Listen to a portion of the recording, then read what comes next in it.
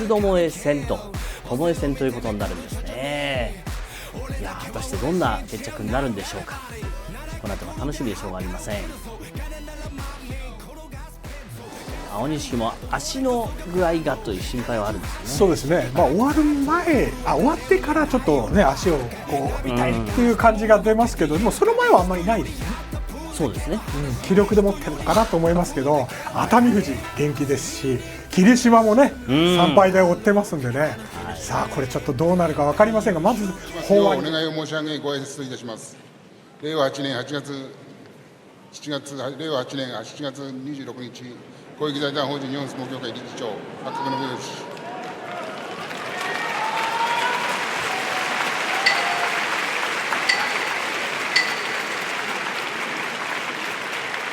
検証の取り方も考えないといけないし、単純にそうですね、そういうことでも緊張するじゃないですか。今日は検証は幕内すべての取り組みについているということだそうです。今は恵まれてますね。そうですねですから検証の量が多すぎて取り組み表の印字の落ちが小さくなったということだそうです。私は見えません、十両の佐田の海は5勝9敗です。ともに負け越しが決まっています。佐田の海39歳。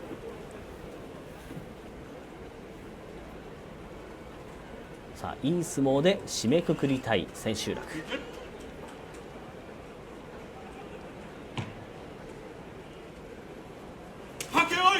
張り差し出ていく一馬、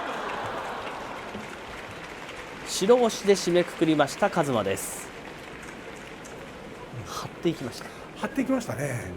勝ったんですけど、ちょっと相手はあんま見てないかな。わかります、宗山さん、こう手ついてるんだけど、下見てこう手つくか、下見てますよね。相手見てないですから、やっぱ相手見て、相撲取った方がいいかなと。今日は佐田の海はそういう隙をつくようなことはしない、いい相撲を取ってまだやれるってことを確認したいですよね。そうですね、もうとにかく一生懸命っていう、気持ちですよね。もうこの成績なんでね。で金峰山ついて指す今場所の金峰山、そして御嶽海、なんとかいいところを見せて締めくくりたい千秋楽。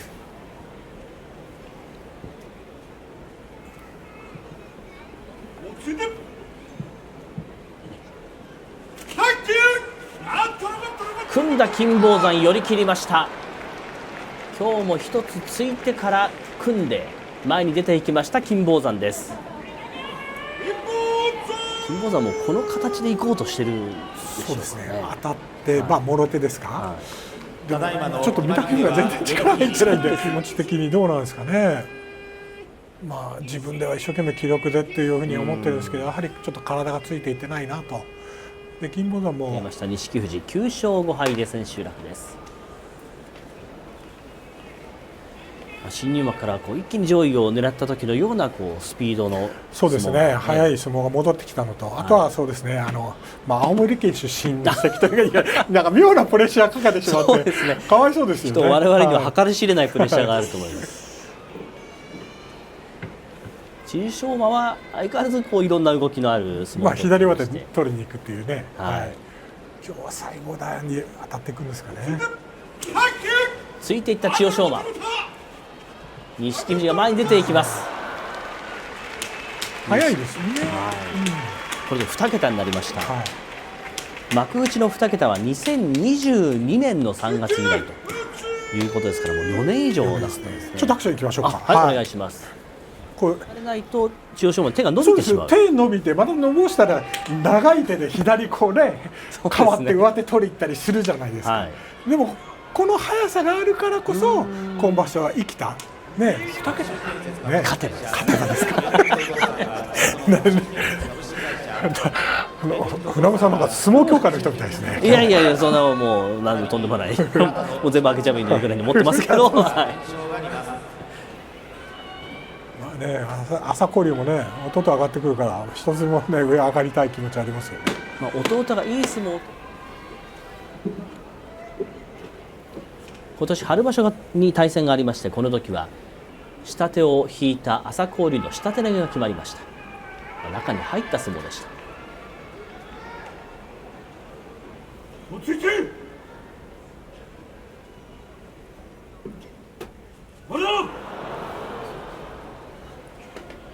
っくり構える朝郡。腰付近に相変わらず朝郡はテーピングを巻いています。中に入ろうとするが出ていく藤亮がかわした。後ろについた送り出し。朝郡勝ちました。9勝目。ちょっと藤亮が見すぎちゃったんですかね。朝紅龍のフットワーク良かったですね。そうですね。よく見て、ちょっと立ち合いで朝紅龍が立つ前上見たりしてちょっと藤亮がそうすると不安になってきますよね。朝紅龍の術中にはまったというような感じですかね。そういったも心理戦も展開していたわけですね。これで3勝なくなっちゃったんですよ。聞いてしまった時多分勝ってないですね。そうですか。なんかそんな思い出、苦い思い出があるような。今日対戦相手ローガは10日目から5連勝。前半はエンジンかかっていませんでしたが後半になって攻めの速さが出てきました。いい相撲ですね。今まで8枚目が自己最高位、自己最高位タイ狙える存在になってきました。さあ獅司勝てば敢闘賞です。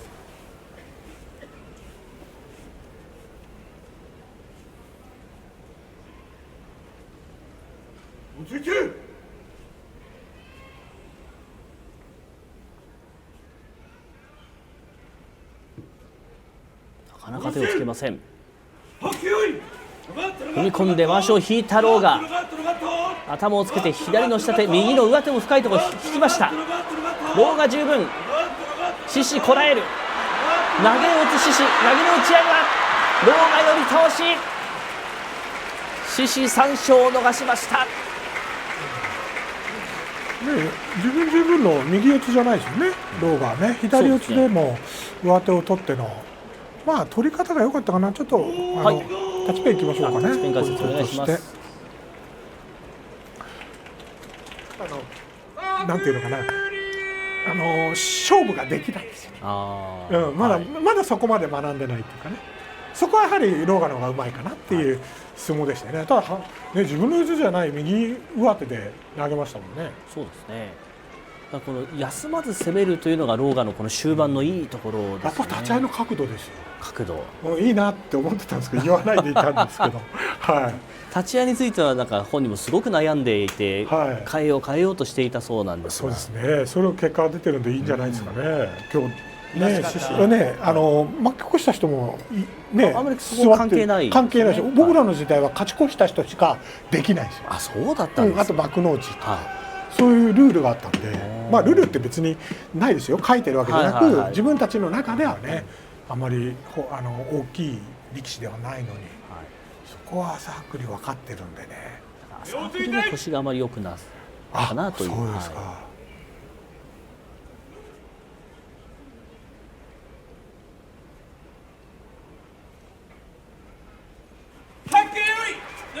足を探りますが突っ張っていく若元春です。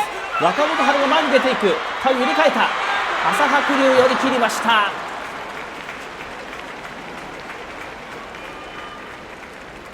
若元春が突っ張って攻めていきましたが、動いた力が出ないんですよね。やっぱり行く力はいけるんですよ。腰さえ動かさなければ。ただこのそうじゃない動きが加わった時ですね。残って朝白龍が左からいなしたじゃないですか。ここからもうこういう負け方多いですよね。やっぱりここも腰の影響ですよね。で腰は若元春当たっていい当たりだったじゃないですか。で当たっていくんだけども横に振られると。そんなベテランの対決なんですが、意外に対戦数が少なくてですね、6回しか対戦がない。そうですか。朝乃山2勝、高安4勝です。年齢的にはそんな変わらないです。朝乃山が32歳ですね。高安36歳。36歳ですね。張りがあります。朝乃山はアマチュアから入ってきた力士です、ね。そうですね。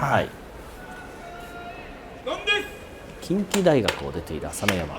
高安は中学を卒業して入門しています。元大関対決となりました。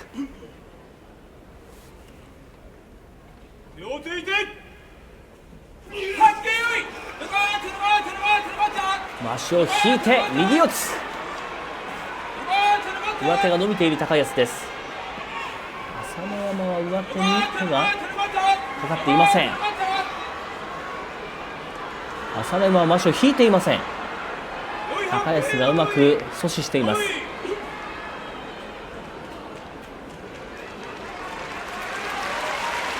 きが止まる土俵中央、まわしを引いているのは高安。朝乃山はまわしに手が届いていない状態でなかなか動けません。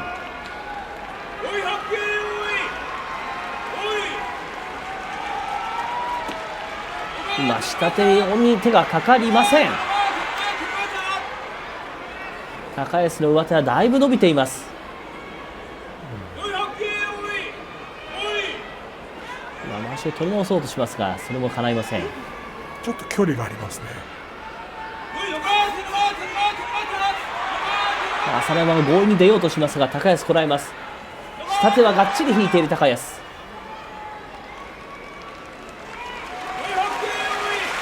さあ大熱戦になりました。右四つ下手を引いている高安、上手は1枚、そして下手に朝乃山手を伸ばしますが、これが届きません。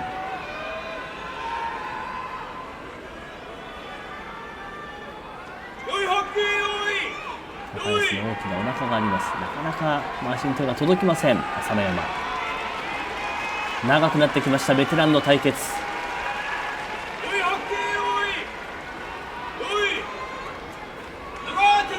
上手下手、下手を今引いた。少し流れが変わります。それは下手を引いて、さあ前を皆さんこれを切った高安、うまい。そして出し投げに行く。離れた高安を下押し出し。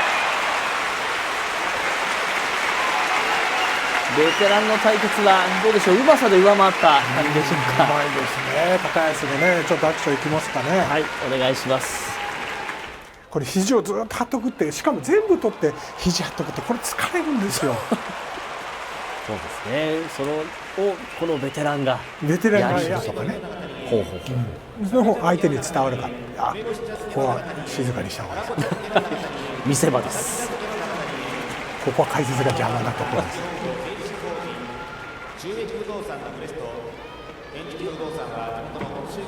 まずこのゆっくりした思考を武富士が待ちます。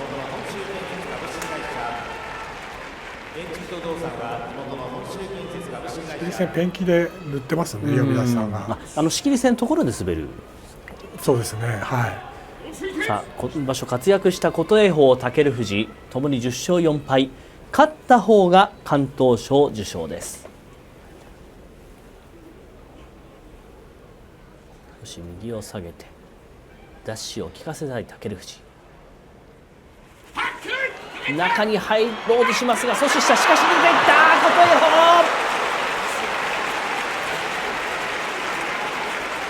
武富士を吹っ飛ばしました。お客さん大丈夫ですかね。結構飛んでってぶつかったと思うので、大丈夫ですね。いや、あそこまでまともに行くのはちょっと、それは琴恵光ついていきますよね。ただそれだけ引かせるぐらい琴恵光の低い力が、低い力っていうか、残りも腰の位置がいいんじゃないですか。これそうまともですね。強引な相撲ですね。はい。常に琴恵光が冷静ですよね。はい、ペースも崩さず、時期は全然変わらないで。そうですね。はい。30歳超えた力士も多かった時もあるし、平均年齢が30くらいになってあれもう上がってこないのかなって思うけど、またね、本当にどんどん若い世代が上がってきてるっていうのは。今28歳ぐらいですね。幕内平均が。正代、そして大青山6勝8敗です。新入幕負け越しです。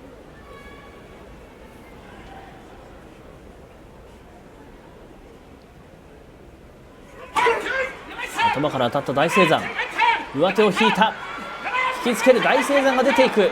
正代残して逆襲。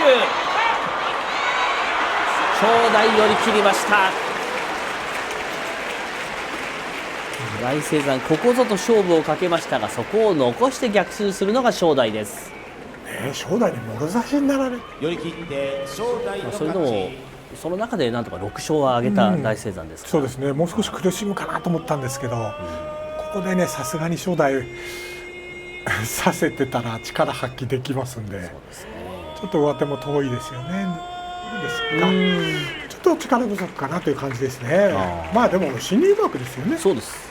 これは、あと特注もあるんで、相撲用というのはですね、そうです、稽古旅、あと着物の旅も全部違うんで、はい、私はもう足は30センチで大きいんですけど、足首が異常に細いので取れてしまうんですよね。あ、なるほど。はい、だから作らないといけないとか。特殊の旅を作ったの。そう皆さんそうですよ。皆さん、今作る人がいるかどうかちょっとわからないですけど、はい、大野勝欧勝馬です。時間になりました。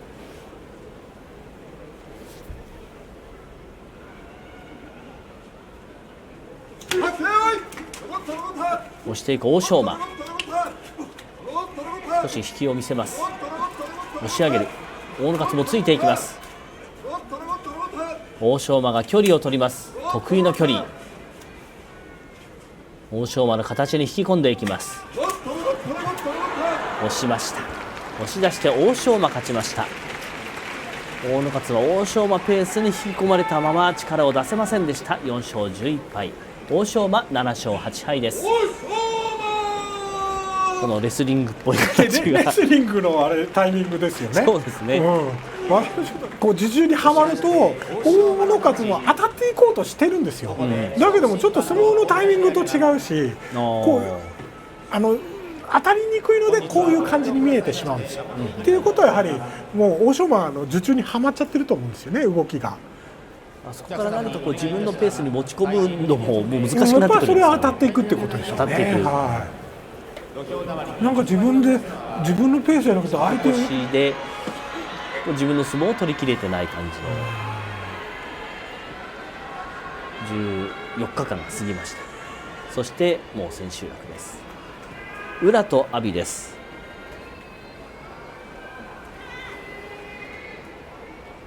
今場所はなかなか突ききれない相撲が多かった阿炎です。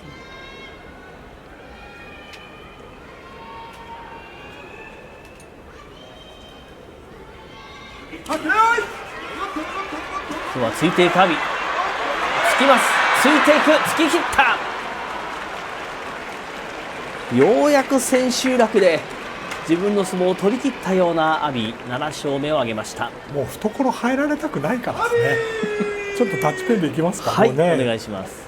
本当ここポイントですけど、それだけ入られたくなかった。入られたくない懐に、お腹あたりで相撲を取られたくないという阿炎の心の表れで、もっと調子が良ければここの今600人ぐらいいるのかな、500人かな、ね、ここにこう所属してるっていう世界でもね、競技人口多いね、柔道とかたくさんあると思うんですけど、ここ1箇所に戦ってるっていうのはね、相撲しかないですもんね。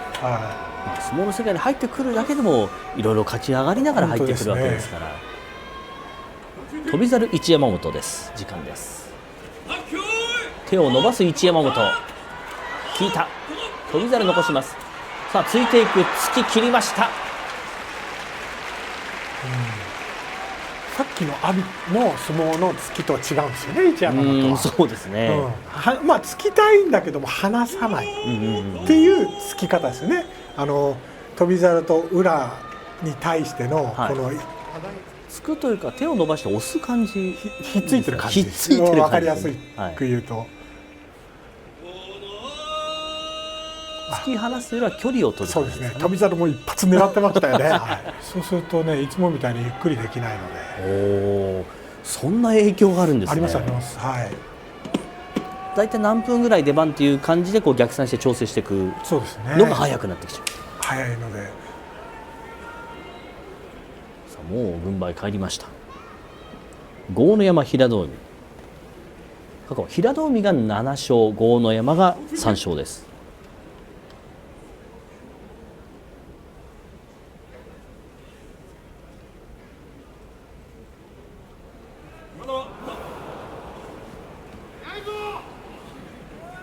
返っているというのがこの IG アリーナ特徴的です。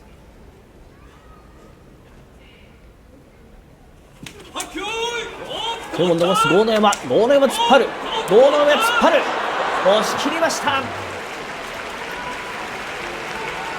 千秋楽にこれだけいい相撲を取れば気分よく一応場所終われるんじゃないでしょうか。基本ですよね、押し方がね、はい、豪ノ山のね、ちょっとアクション気持ち介護ないいただきましょう。明日からってこれ早いです簡ね。単にできるものじゃないですよ。動いてる、ね、はい、人を相手にこう三役っていうか、もう本当に幕の内でずっとこう一枚一枚が全部17枚目あります、一つ一つは全部壁なんですよね。その壁を打ち破って番付を上げていくっていう壁いっぱいあります。隆の勝は実力者です。序盤4連敗が答えましたが6勝8敗まで星を戻してきました。もう時間です。美ノ海、隆の勝。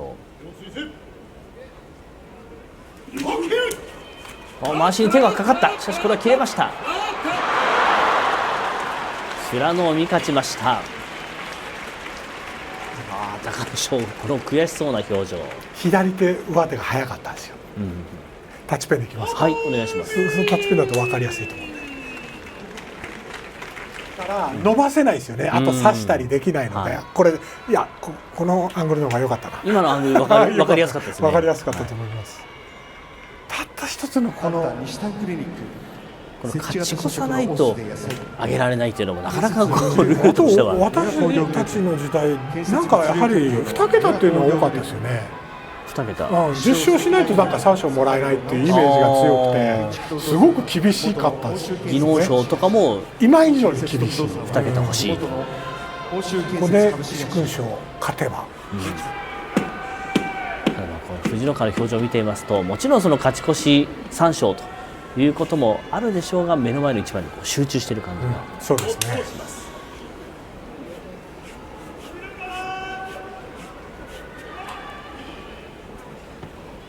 先場所の対戦では寄り倒して藤瀬を勝っています。さあ中に入った、中に入った、藤野川勝ち越し、そして3勝受賞。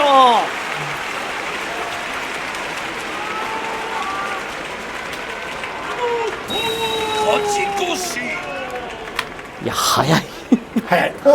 あの速さで懐2本刺されたらさすがに相手は何もできないです。受け身になっちゃってるんですね、藤瀬雲が。一歩も出られませんでしたね。あの受け身だともう藤野川のスピードが入っていくんで速いですよね。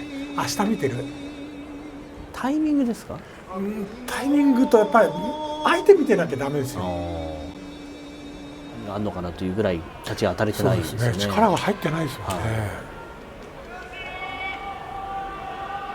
下がる時もあっさり、テーピングもそんなにね、まあそんないつも通りの感じですからね。昨日過去は王鵬4勝、伯乃富士1勝。王鵬優勢です。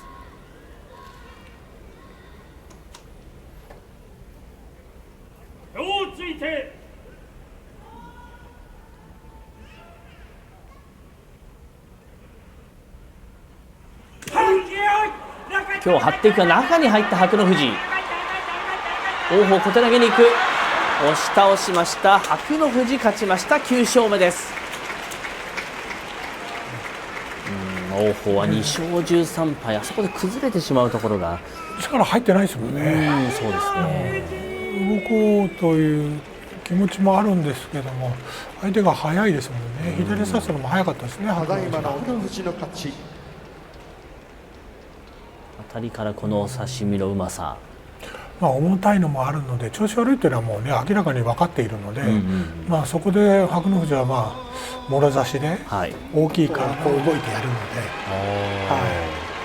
で、でその一連のことが終わらないといかない人だったんで、最後だけがいつもこの三役揃い踏みなんで、光栄なことなんですけどね。それでちょっと自分のリズムが少し崩れたり。私はもうマイペースな人間なんで。なるほど、そんな影響があるんですね、揃い踏みに。そうです。吉野富士と大栄翔、待ったなしの声、吉野富士1勝、大栄翔2勝という過去の成績です。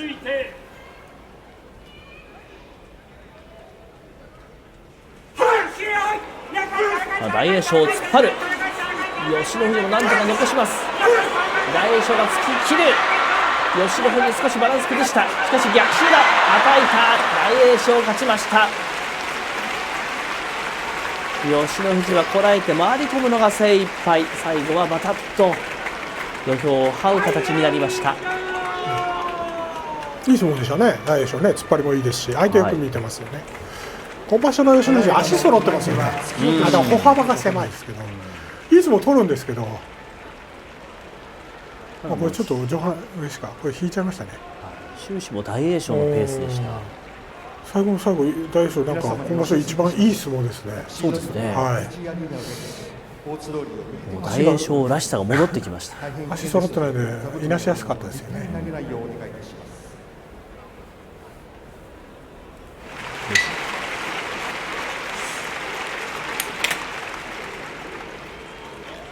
扇の要の位置に琴勝峰です。熱海富士大きいですね。こう見るとね。この比較で見ると分かりますね、大きさが。琴勝峰も大きいんですけど、それより大きいですよね。197キロですよ。そして扇の向きが変わります。ね、片やこう青錦ね、そんな大きく感じないですよね。後ろ2人が大きいからね。こうやって揃って上がることがないじゃないですか。ね、同じ向きに揃って、そういうタイプでもない。ですね。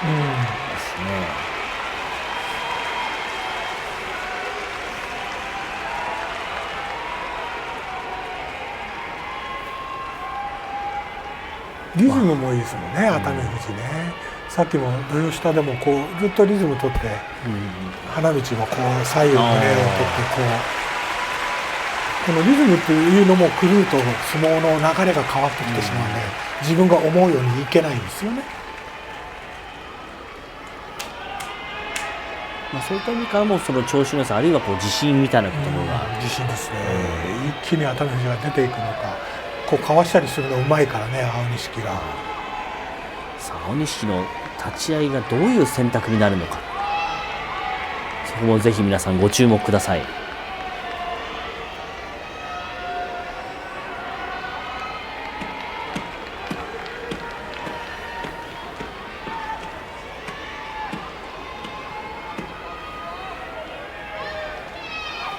すでに11勝、さあ大関も狙える状況になってきました熱海富士。さあ優勝がかかります。2敗の青錦、3敗の熱海富士。時間です。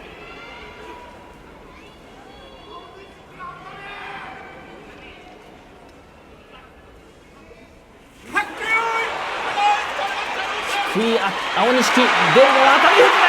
押し出した。熱海富士勝ちました。優勝決定戦に持ち込まれます。熱海富士強い。調子いい。いいですよ。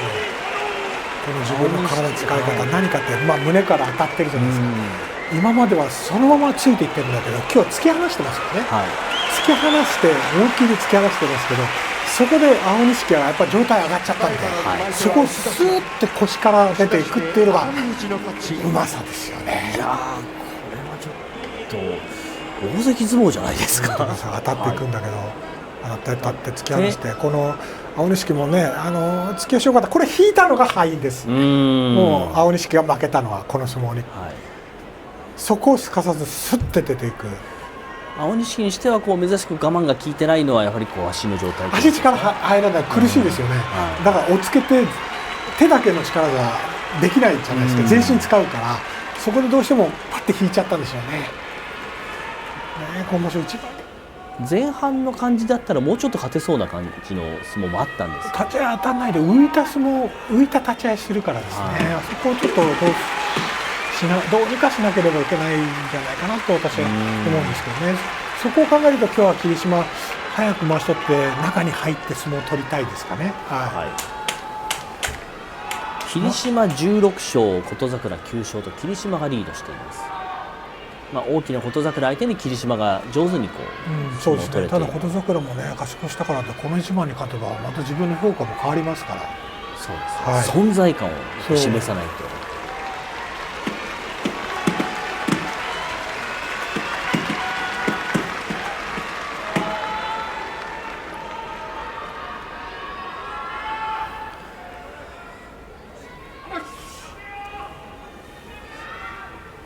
さあ3敗を守れるか霧島。低い霧島、琴櫻で抜いて出し投げ、霧島勝ちました。優勝決定戦は巴戦となりました。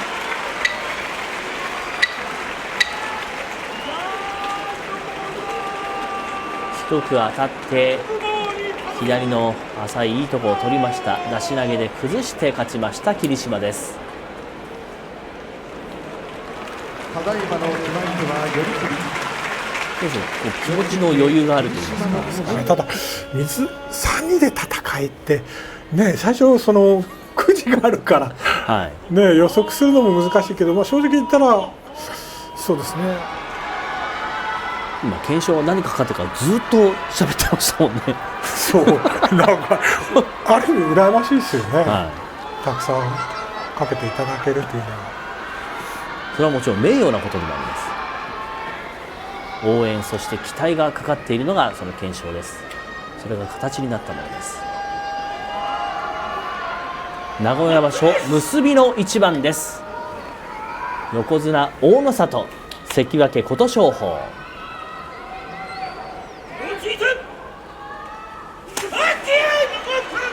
右が入った。大野里、左をつけ、押し倒しました。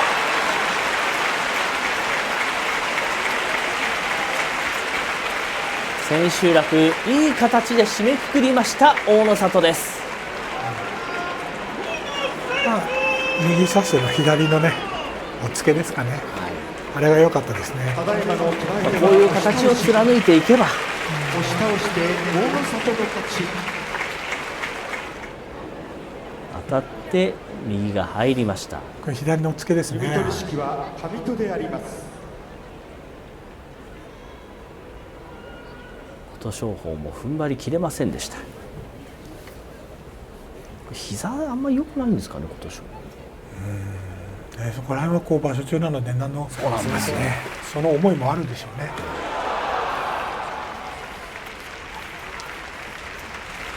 ギリギリでの戦いですよね、どの力士もね。だからこうやって見ると一番調子いいのは熱海富士かなっていうという感じがしますよね。なんかしますよね。調子いいでしょうね。リズム取りながらね。そうですね。もうなんか頭の中ではいろんな歌とかリズムが駆け巡ってるんじゃないかと。ですね。決定戦と違ってこれ3人での決定戦だから、あれくじ引くじゃないですか。あれも緊張しますからね。だってお客さんがすごい数見てるんですよ。ほら皆さん見てますよね。見てます見てます。気になります。パッと手を挙げた熱海富士。一番最初に出てくる。多分そうですかね。見ないようにしてるんですけど、くじ見ちゃうんですよね。やっぱり気になるから。一番最初だ。霧島と熱海富士。予測通りくじによって対戦の順番が決まりました。さあまず優勝に王手をかけるのは熱海富士なのか霧島なのか。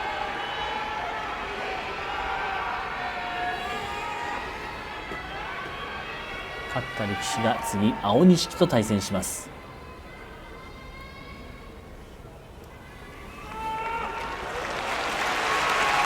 また見てる方が緊張してきますね。本当ですね。霧島もね、やはりこの来場所に向けて、横綱に上がるのを続けていきたいですよね。そうですね。大切な場所になりますけど、ここまで戻りましたからね。ただここで優勝するか、あるいは優勝同点で終わるかは随分イメージ変わってきますよね。来場所の綱取りを考えれば、そうです。霧島もここは勝っておかなければいけない優勝決定戦。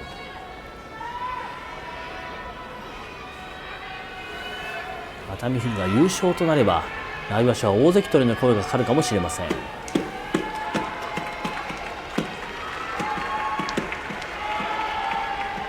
それぞれ人生のターニングポイントと言える状況です。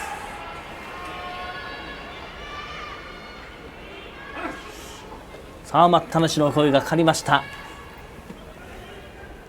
熱海富士か霧島か、優勝決定戦のまずは最初の取組。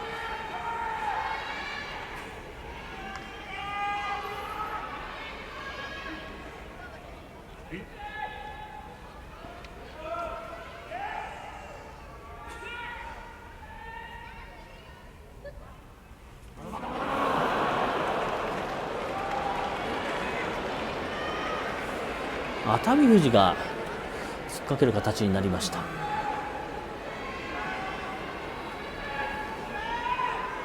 あまた場内がざわつきますが、さあこの仕切り、さあ声がなくなりました。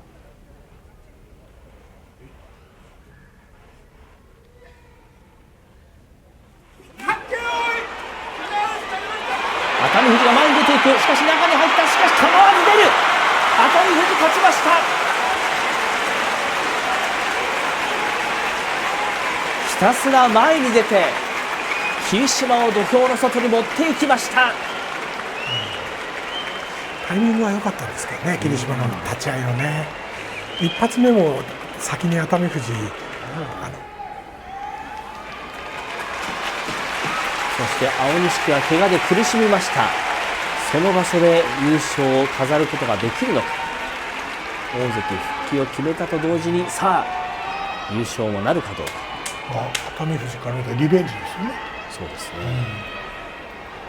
初場所は首投げであと一歩のとこまで攻め込みながら逆転で敗れました。もちろんそれは頭にあるでしょう。ただその時とはちょっと熱海富士の相撲内容が違います。先ほどの一番のペース変えてないですね。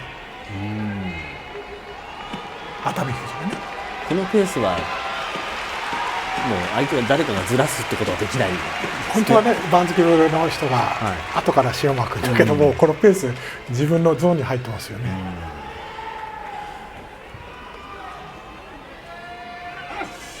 待ったなし、初優勝をかけて熱海富士、阻止するか青錦。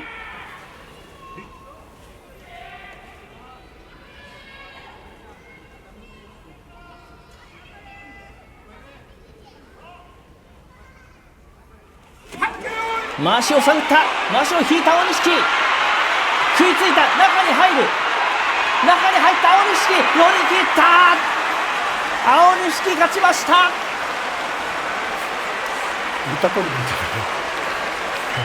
左の前三つ早かった青錦。熱海富士の突進をよけてよけて、最後は中に入って寄り切りました。い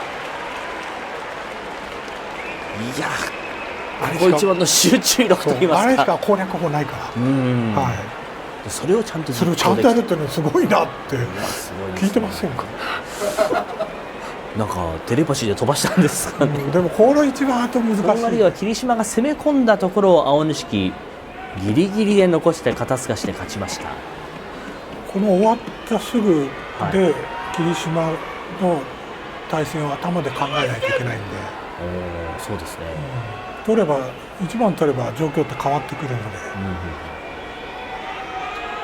霧島はその様子を見ていたわけですから、霧島まず当たり負けしないように、低い体勢で来るから、それをどう攻略しようかって、外から行けば多分内側から大きくバッてこうね刺してくると思うんで、青錦が、なので絶対に頭を上げられないですよね、霧島としてはね。青錦としては早く左を差すか取るかでしょうね。さっき熱海富士戦で見せたような相撲がやっぱり理想に。そうですそうです。もう時間です。あっという間に時間が来てしまいました。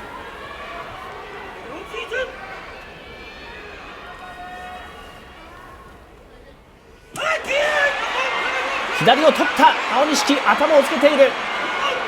低い体勢青錦、足足をかけた、足が出た、青錦優勝。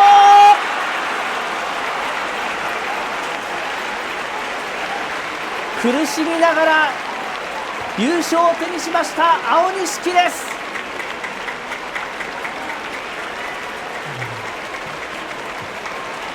いや左させましたね。そうですね。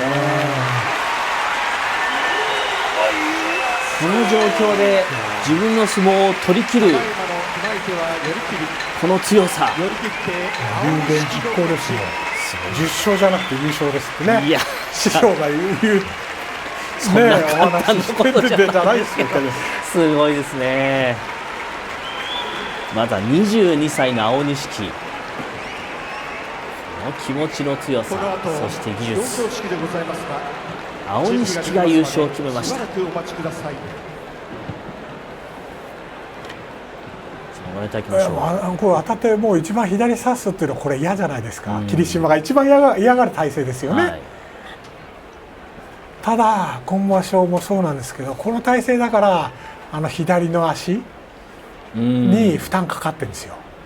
あれだから左を差すことが一番の青錦、この一番での一番いい体勢なんですけど、はい、そうはさせない攻略法が霧島にはなかったですかね。そうですね。何か特別阻止するようなことはしてなかったですもんね。いつもこういう感じですもんね。はい、ただ外掛けっていうのはちょっと考えてなかったですかね。まあでも長い相撲にはしたくなかった。でも結構長い相撲取り組みが、取り組み自体は短いですけど何番も相撲取ってますからね。もうだいぶ負荷はかかってると思うと、いや青錦勝ちました。